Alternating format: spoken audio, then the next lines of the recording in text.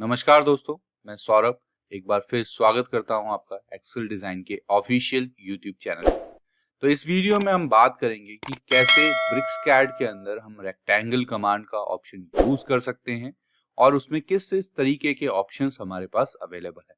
तो rectangle command को use करने के लिए आप REC शॉर्टकट के यूज कर सकते हैं। और लास्ट वीडियो में मैंने बताया था हमारे पास प्रॉम्प्ट मेन्यू का ऑप्शन आता है, जिसके थ्रू हम जितने भी ये सब ऑप्शंस आपको दिखाई दे रहे हैं, सारे के सारे सब ऑप्शंस हम यहाँ से सेलेक्ट डायरेक्टली कर सकते हैं। तो सबसे पहला ऑप्शन आता है चैम्फर का। चैम्फर का यूज हम करते हैं जब भी आप एक रेक्टेंगल क्रिएट करना चाहते हैं, उसके कॉर्नर्स चैम्फर कट होने चाहिए, तो उसके लिए हम चैम्फर का ऑप्शन यूज कर सकते हैं। आपको चैम्फर वैल्यू यहाँ पे पुट करनी होगी, जो भी उसकी फर्स्ट डिस्टेंस और सेकंड डिस्टेंस है।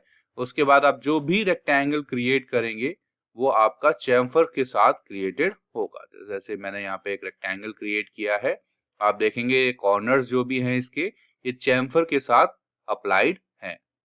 यहाँ पे ऑलरेडी चैम्फर यहाँ पे पहले से जो भी वैल्यू आपने दी है उसके साथ अप्लाइड है। सेकेंड ऑप्शन यहाँ पे हमारे पास जो दिया हुआ है वो फिलेट का है। चैम्फर और फिलेट ऑलमोस्ट सेम है। चैम्फर में जो भी कॉर्नर होता है वो शार्प एज कट होके आता है, और फिलेट में आपके पास जो कॉर्नर्स हैं वो राउंड होके आते हैं।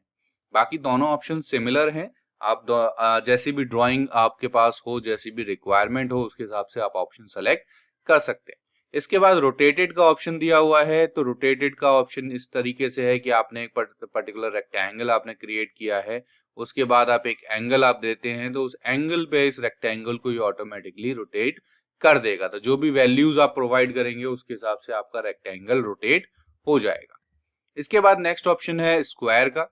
तो अगर आप एक स्क्वायर क्रिएट करना चाहते हैं, लाइक आपने फर्स्ट पॉइंट दिया, फिर आप देखेंगे जो भी आप रोटेशन एंगल आप देना चाहते हैं वो रोटेशन एंगल आप दे सकते हैं, लेकिन जो भी वैल्यू आप देंगे उसमें एक आपकी जो लेंथ है और जो आपकी विड्थ है उसकी वैल्यू इक्वल होगी। तो जैसी भी वैल्यू आप देंगे उसके हिसाब से ये क्रिएट हो जाएगा। अभी यहाँ पे सर्किल क्रिएट हुआ है, उसका रीजन है कि हमने यहाँ पे पहले से फिलेट यूज किया हुआ था 10 का, तो मैं इसको 0 कर देता हूँ।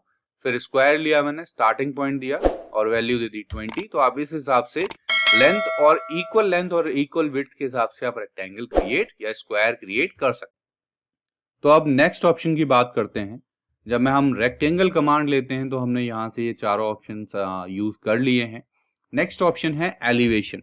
एलिवेशन का यूज हम तब करते हैं जब हमें XY प्लेन से Z डायरेक्शन में एक पर्टिकुलर हाइट के हिसाब से आप एक रेक्टेंगल क्रिएट करना चाहते हैं। यानी कि रेक्टेंगल तो आपका XY के हिसाब से ही बनेगा, लेकिन Z डायरेक्शन में आप कितनी हाइट, उसको कितना एलिवेशन आप उसको देना चाहते हैं, उसके लिए आप एलिवेशन का ऑप्शन यूज कर सकते हैं। तो जब आप इस ऑप्शन को लेंगे तो यहाँ पे आपको एलिवेशन हाइट देनी होगी। नेक्स्ट ऑप्शन आपको दिया हुआ है थिकनेस का। ये भी एक तरीके से 3D के लिए दिया हुआ है।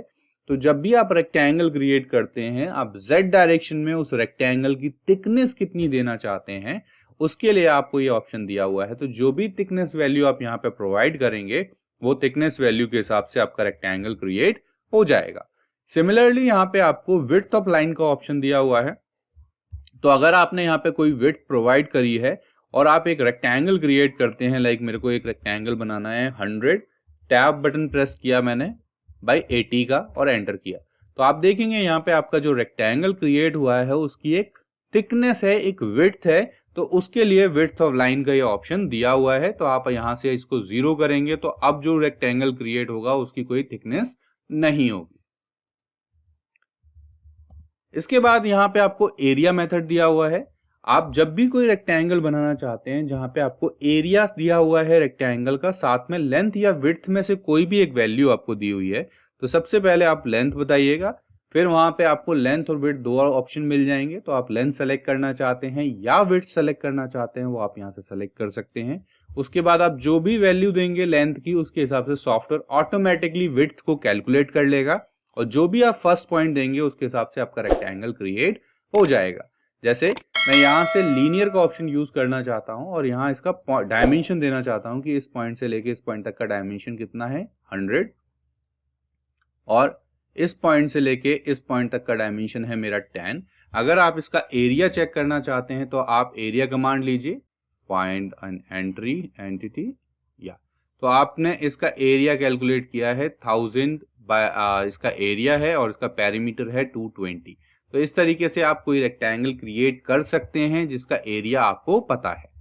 सिमिलरली यहाँ पे आपको एक ऑप्शन दिया है डायमेंशन का, जहां आप किसी भी रेक्टेंगल को लेंथ और विड्थ की वैल्यू देके ड्रॉ कर सकते हैं। तो अगर आपने यहाँ 120 दिया और उसकी वैल्यू दे दी 60 विड्थ की, और आप कोई भी स्टार्टिंग पॉइंट देंगे तो आपका रेक्टेंगल क्रिएट हो जाएगा। बस आपको यहाँ पे उसका एंड पॉइंट भी प्रोवाइड करना होगा। आप इसके बाद अगर आप डायमेंशन देना चाहते हैं तो आप डायमेंशन दे के क्रॉस चेक कर सकते हैं कि ये वैल्यू आपकी 120 है लेंथ, और इसकी जो विड्थ है ये आपकी 60 है। अब ब्रिक्सकैड के अंदर आपका कोऑर्डिनेट्स का यूज करके भी आप रेक्टेंगल बना सकते हैं। जैसे मैंने दिया यहाँ पे 0,0 मेरा स्टार्ट पॉइंट हो गया, और मैंने डायनेमिक इनपुट को ऑफ कर दिया क्योंकि मैं एब्सोल्यूट कोऑर्डिनेट सिस्टम के बेसिस पे इसको ड्रॉ करना चाहता हूं। तो यहां मैं वैल्यू दे सकता हूं डायरेक्टली 100/80। तो इस तरीके से आपका रेक्टेंगल क्रिएट हो जाएगा। और अगर इसी तरीके से आप रिलेटिव कोऑर्डिनेट सिस्टम का यूज करना चाहते हैं तो आप DYN के ऑप्शन को ऑन कर सकते हैं।